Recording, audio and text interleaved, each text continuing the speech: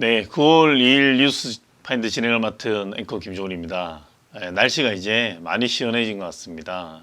어제 자는데 창문을 조금만 열어놨는데도 크게 시원했습니다. 독자 여러분들도 좀 시원한 계절에 책도 많이 읽고 이제 좀 여름에 더워서 못했던 취미 활동도 즐기시고 이러면 좋을 것 같습니다. 오늘 제가 고른 주제는요, 지금 국민의힘 대선 주자들 간의 역선택 관련해서 신경전이 아주 치열하게 일고 있습니다. 근데 이거 일반인들은 사실 역선택이 뭐냐, 말 그대로 반대로 선택하는 거다, 이렇게 생각하실 건데 조금 이 부분에 관해서 제가 논해 보려고 합니다. 경선 여론조사에서 역선택 방지 장치를 둘지를 놓고 지금 저 국민의힘 선거관리위원회에서 어떻게 할 것인지 이걸 가지고 논란이 많습니다. 지금 윤석열 후보 측에서는 역선택 방지 조항을 둬야 된다고 꼭 필요하다고 주장을 하고 있는 반면에 또 지금 홍준표 의원을 비롯한 나머지 일부 주자들은 또 역선택이라고 하지 않고 확장성이라고 표현한다고 이렇게 서로 상반된 주장을 하고 있죠. 이게 뭐냐면 조금 더 제가 쉽게 풀어서 설명하면 이런 겁니다. 저도 누구 당원이고 이러지 않지만 만약에 제가 국민의힘 당원입니다. 당원인데 저희 후보들을 당연히 뽑을 거 아닙니까?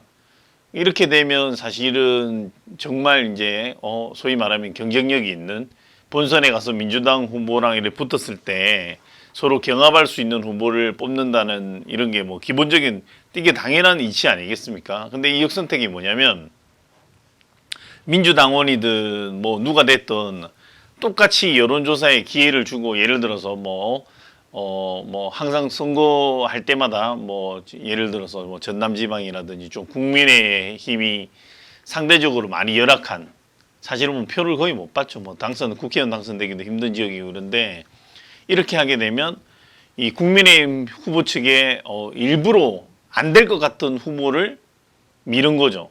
예를 들어서 누구랑 특정할 수는 없으니까 지지율이 1%다. 아니면 지지율은 약간 떨어지지만 지금은 살짝 그 사람을 밀었다가 안 될 만한 사람을 밀어서 민주당의 강력한 후보랑 붙이면 당연히 이제 뭔가 이 뒤지는 모습을 만들면 유리하게 된다. 이런 게 역선택입니다. 한마디로 안 될 사람을 밀어줄 이런 뭔가 여론 왜곡이 나타날 수 있다는 거죠.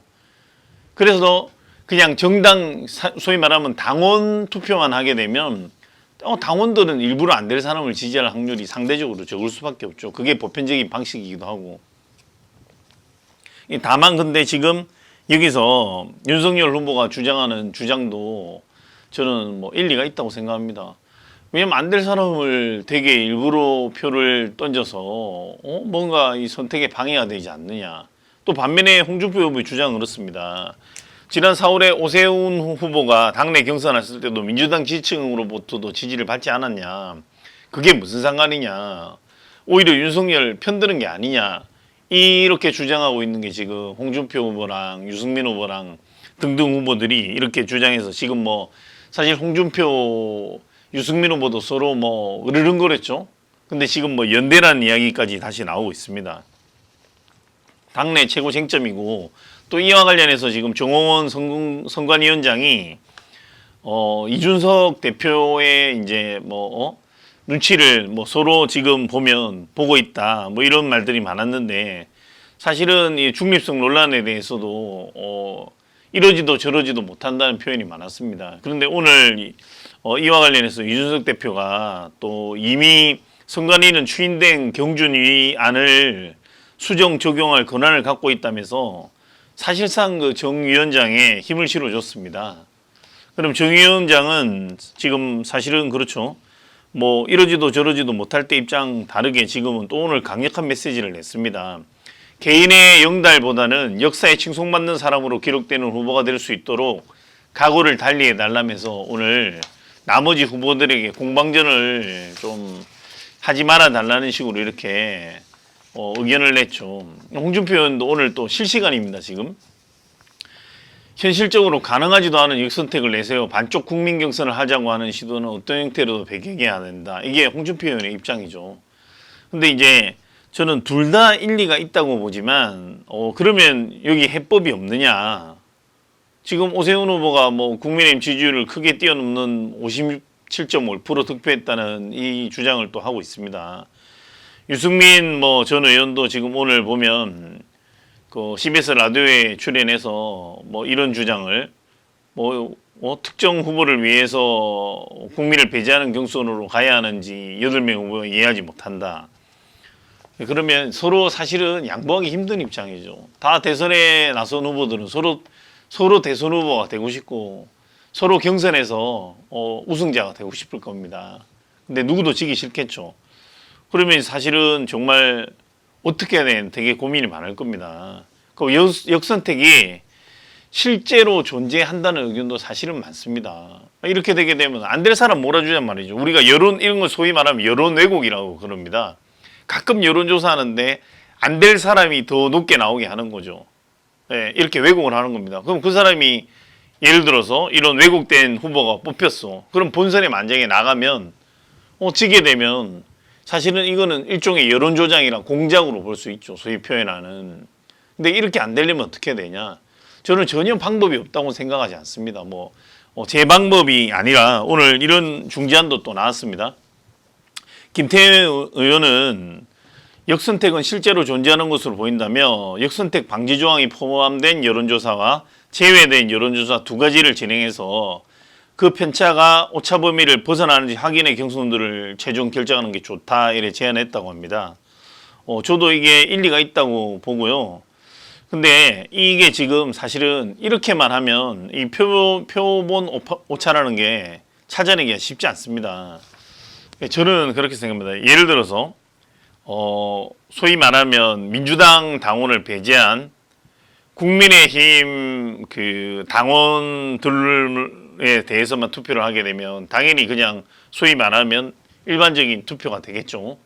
그리고 이거는 국민 모두를 조사한다 이러면 소위 말하면 더 쉽게 표현하면 댓글 부대 저희 지금 김경수 전 도지사 댓글 조작 사건도 있었고 이런 SNS 조작이 가능하죠. 여론몰이라든지 아르바이트 이용해서 사실은 저희가 네이버 블로그 댓글 보면 광고 일색이죠.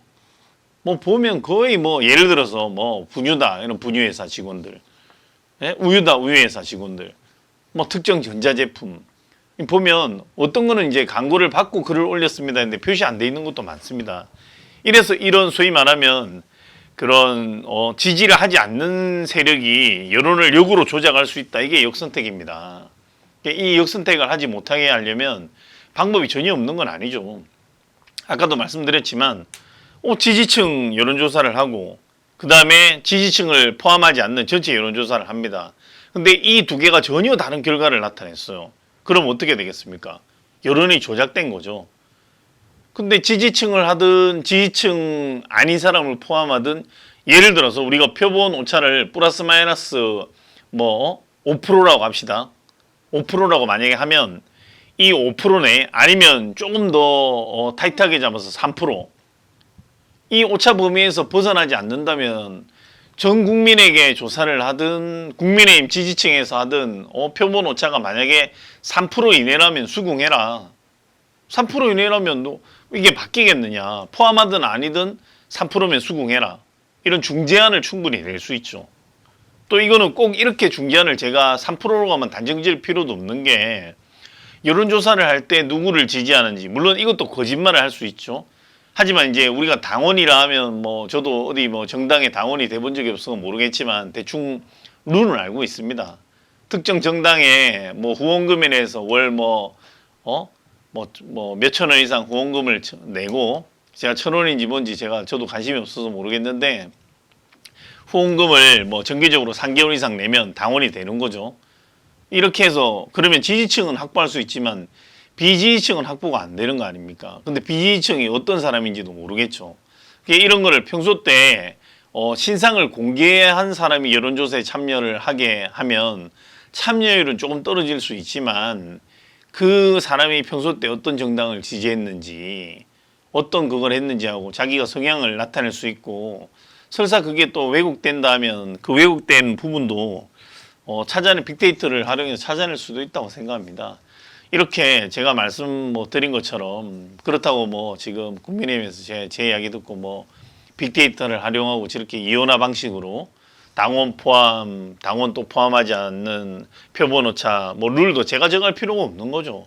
선관위에서 국민의힘 선관위에서 모든 후보 15분 다 한 자리에 모이시라 모아놓고 이야기를 하는 겁니다.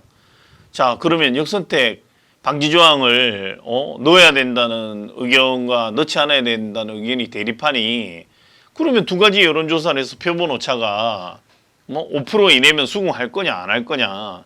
그래서 이것도 수긍 못 하겠다. 이거는 조금 사실은 수긍 못 하겠다면 저는 그게 문제가 있는 거죠. 왜?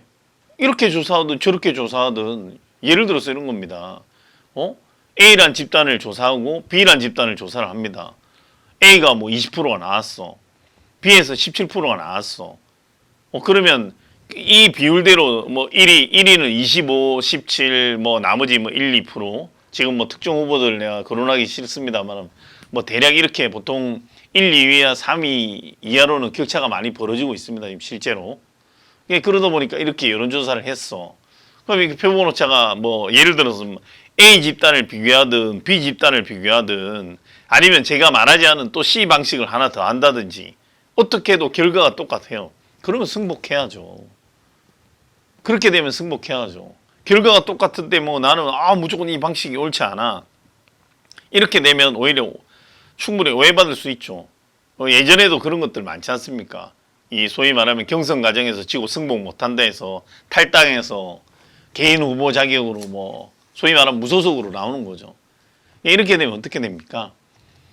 뭐 개인은 승복 못해서 좋을 수도 있겠으나 사실은 뭔가 이거 페어 플레이하지 못한 거는 둘째치고 이 정치 인생도 사실은 어찌 보면 뭐 안 좋아지는 거죠. 또 표를 갉아먹을 수 있죠. 왜냐하면 또 우리도 그렇지만 뭐 어떤 후보를 지지하다가 승복 못하는 사람도 있지 않습니까? 우리가 뭐 개표를 해도 개표 결과도 뭐 실제로 조작될 수도 있겠지만 조작이 안 돼도 승복 못하는 경우도 있고 아니면 또 이게 페어 플레이인지 알았는데 공정하지 못한 결과가 나온다든지 실제로 이런 사건들이 많습니다. 격차가 작게 벌어질 때는 이런 부분들 제가 봤을 때는 그냥 막연히 싸우고 갈등하고 뭐 지금 보면 뭐 윤석열 캠프 측에서도 지금 윤희석 대변인이 오늘 라디오에서 그랬습니다.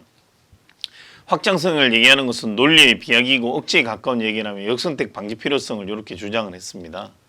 앞서 내가 왜 역선택에 대해서는 충분히 설명드린 것 같고 그러면 지금 뭐 과거 대선과는 좀 다른 인구 15명이 등록했고 경쟁이 치열한 상황이라 역선택 문제를 한 번 정도는 심각하게 논의해 볼 사항이 된 것만은 분명하다.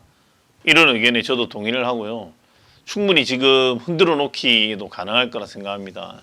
또 지금 이 와중에 오늘 보면 뭐 여론조사에서 이재명 후보가 약간 더 약진했고 윤석열 후보랑 양자 대결했을 때 약간 더 높게 나왔던 여론조사 결과도 나오고 그랬죠. 이런 부분도 사실은 경선하는 과정에서 제가 또 첨언을 드리자면 지금 국민의힘 후보들의 물론 저는 솔직히 그렇습니다. 대선 공약이 분명히 포퓰리즘 소위 말하면 인기 영합주의에 대해서 지키지도 못할 약속. 전 국민에게 내가 100만 원씩 주겠어. 뭐 예를 들어서 청년들 내가 뭐 주택 무상으로 주겠어. 10년 있다가 뭐 그중에 뭐 얼마만 갚으면 돼. 아니면 내가 뭐 경기도민 내가 얼마 주겠어 다. 뭐 집 무상 주겠어. 집 어디 지을지도 모르는데 지금 그런 겁니다. 무슨 뭐 지하철 역사 위에도 짓고 무슨 뭐 말도 안 되는 공공시설 위에 뭐 집을 짓고 이래가지고 내가 주택난 심하고 지금 전세값 뭐 치솟고 집값도 치솟고 하니까 대책은 없죠. 대안으로 뭐 3기 4기 신도시 했다가 뭐 골프장 안 되고 뭐도 안 되고 하니까 지금 그런데 위에 집을 짓겠다고 말 같지도 않은 소리를 내뱉고 있습니다.